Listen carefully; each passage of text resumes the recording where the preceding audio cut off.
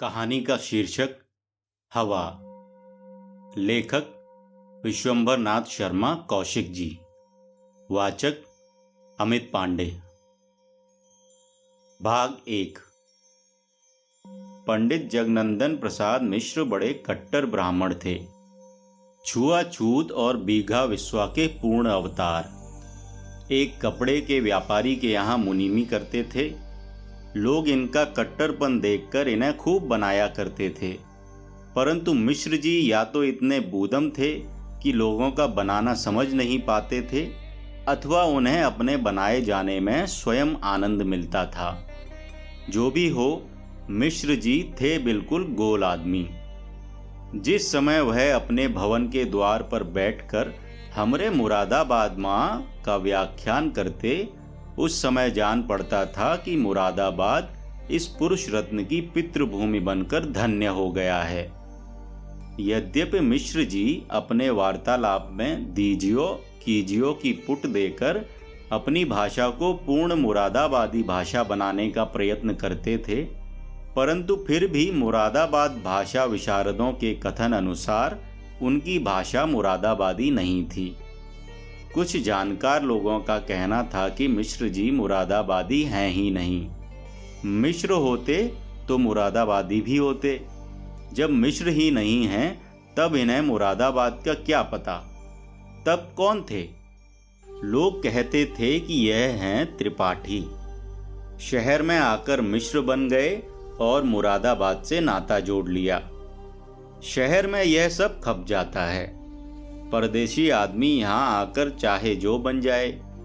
शहर में तेली तमोली वैश्य बन जाते हैं। यद्यपि वे वैश्यकर्मी तो होते ही हैं, अहरी बारी इत्यादि ठाकुर बन जाते हैं। मोची चमार कायस्थ और धाकर, जो कि निम्न श्रेणी के कानिकुब्ज होते हैं, वो कुलीन बन जाते हैं।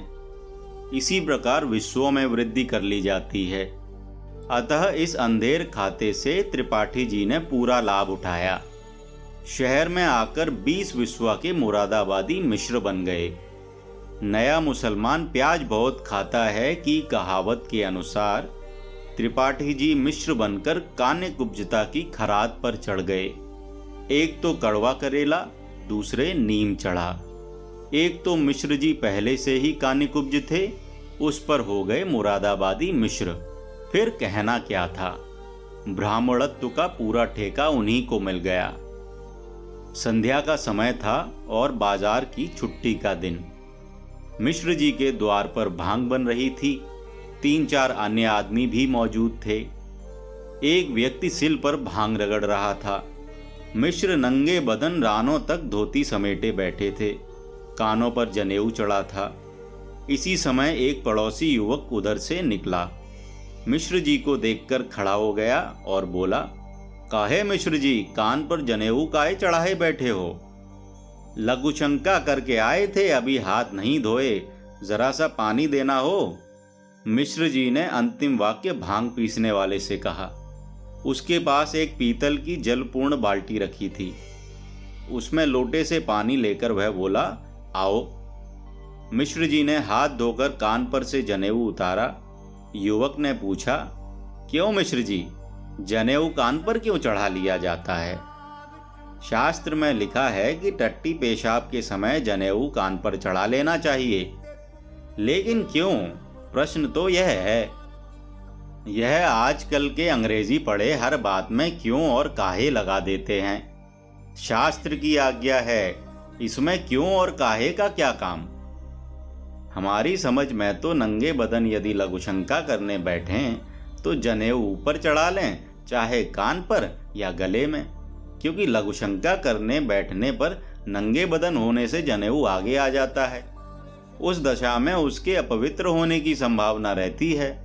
परंतु यदि कपड़े पहने हों तो जनेऊ कान पर चढ़ाने की कोई आवश्यकता ही नहीं, क्योंकि उस दशा में जनेऊ आगे नहीं गिरता, कपड़ों में दबा रहता है।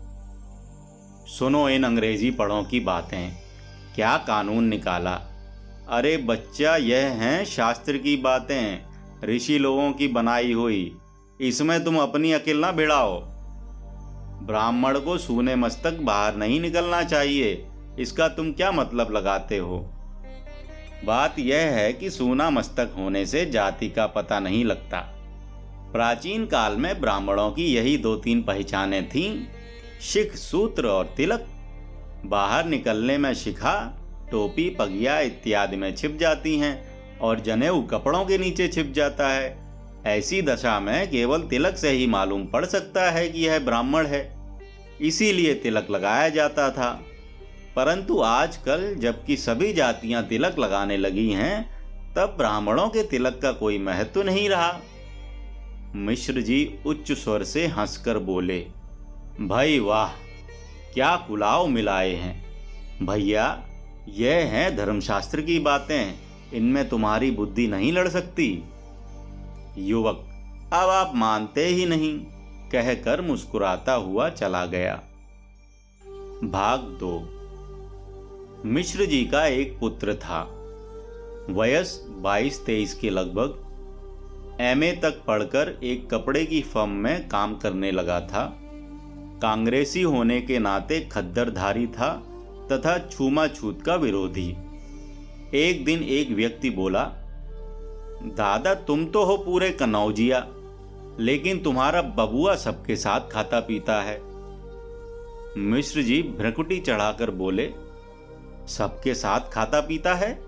तुम्हें ठीक मालूम है? बिल्कुल, कांग्रेसी होकर वह बिना खाए रह ही नहीं सकता।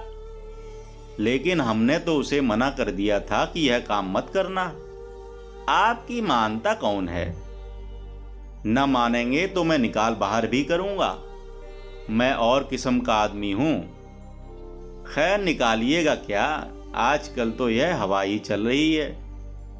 सो हवा बाहर ही बाहर चलती है, मेरे घर में नहीं आ सकती। जब तक मैं जिंदा हूं तब तक कोई हवा आती नहीं, बाद का चाहे जो हो।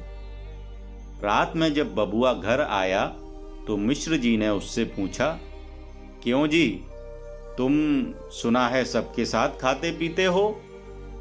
कौन कहता था? कोई कहता हो, बात सच है या झूठ?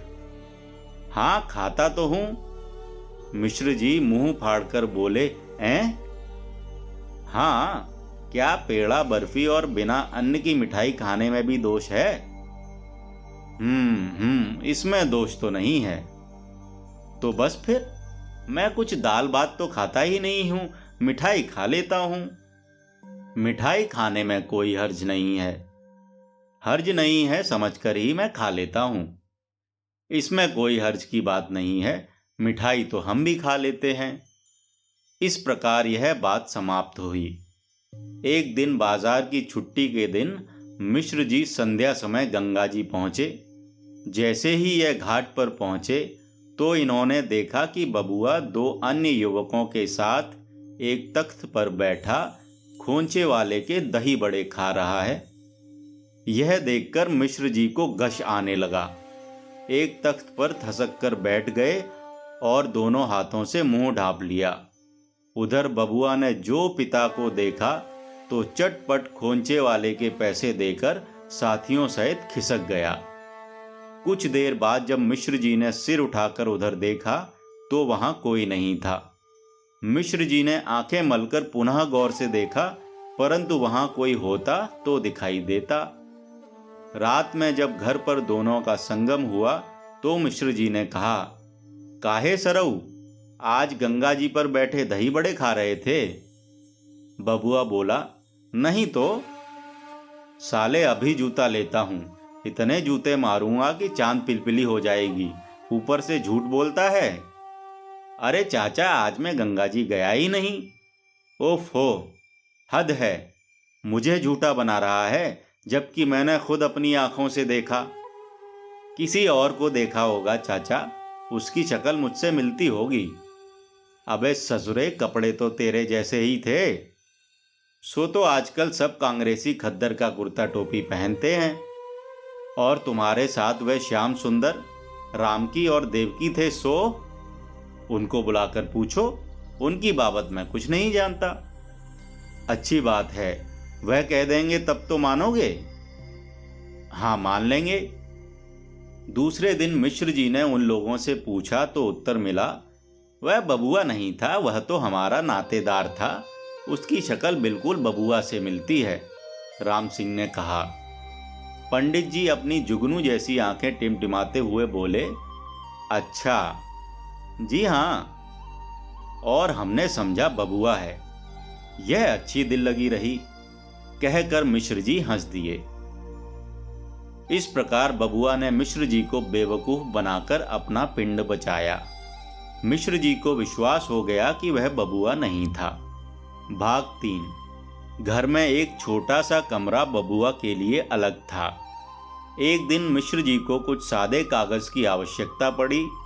संयोगवश उनके पास कागज नहीं था, अतः आपने सोचा कि बबुआ के कमरे में होगा। यह सोचकर बबुआ के कमरे में पहुंचे। इधर उधर देखा परंतु कागज न दिखाई पड़ा। एक और एक अलमारी थी, उसमें एक छोटा ताला लटक रहा था। आपने सोचा इस अलमारी में होगा, परंतु ताला लगा है। आप यह सोच रहे थे और हाथ से ताले को पकड़कर हिला रहे थे। इसी समय ताला खुल गया। आप बड़े प्रसन्न हुए। सोचा ताले में चाबी लगी नहीं, खुला रह गया। यह सोचते हुए अलमारी खोली। कागज की खोज में दृष्टि दौड़ाई तो ऊपर के खाने में 3-4 श्वेत गोले से दिखाई पड़े। आपने एक गोला उठाकर बाहर निकाला और रोशनी में उसे जो देखा तो ऊह कहकर हाथ से छोड़ दिया। गोला फर्श पर गिरकर टूट गया और उसकी कुछ छींटें मिश्र जी के पैरों पर पड़ी। मिश्र जी नाक दाबकर बोले, अंडा, और बाहर भागे। बाहर निकलकर आपने उसी समय स्नान किया और बड़े क्रोध में भरे हुए अपनी पत्नी से बोले, अब इस लड़के का हमारे साथ गुजारा नहीं होगा। क्यों, क्या हुआ? जरा उसके कमरे में जाकर देख लो।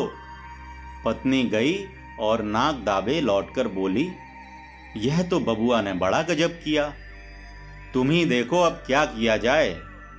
अब हम क्या बतावें, बस इसे अलग कर देना चाहिए। माँ बैठकर रोने लगी। मिश्र जी बकते बकते छत पर चले गए। रात में बबुआ से उनकी बहुत कुछ कहा सुनी हुई। मिश्र जी ने क्रोध में आकर पहले बबुआ को 4-5 थप्पड़ मारे, फिर अपना सिर पीट लिया। दूसरे दिन से बबुआ गायब हो गया। एक दिन तो मिश्र जी ने धैर्य धारण किया, परंतु दूसरे दिन जब बबुआ का पता न लगा तो वह घबराकर दौड़ लगाने लगे। इकलौता लड़का। जिसने सुना उसने ही मिश्र जी को धिक्कारा कि सयाने लड़के पर हाथ चला बैठे। मिश्र जी बड़े जेर, उल्टे लोग उन्हीं को बेवकूफ बना रहे हैं। एक कानिकुब्ज बोले, अंडा खाता है तो क्या हुआ, तुम कात्यायनी हो, मांस खाते हो कि नहीं? हाँ, सो तो हमारे यहाँ खाया जाता है, पर हम नहीं खाते। तो बस फिर, जब खाया जाता है तो आप न खाएं तो इससे क्या, और जैसा मांस वैसा अंडा। अंडा तो अपने यहाँ नहीं खाया जाता, न खाया जाए, पर हम तो दोनों में कोई भेद नहीं समझते। मिश्र जी सिर हिलाकर निरुत्तर हो गए। अखबार में निकलवाया गया कि बेटा लौट आओ, अब हम तुम्हारी बातों में दखल नहीं देंगे, इत्यादि। तीसरे दिन बबुआ आ गया। अब बबुआ धड़ल्ले के साथ कानिकुब्जता के सब नियम तोड़ता रहता है। मिश्र जी से कोई कहता है तो उत्तर देते हैं, क्या करें, आजकल हवा ही ऐसी चल गई है। कहानी का शीर्षक हवा। लेखक विश्वंबर नाथ शर्मा कौशिक जी। वाचक अमित पांडे।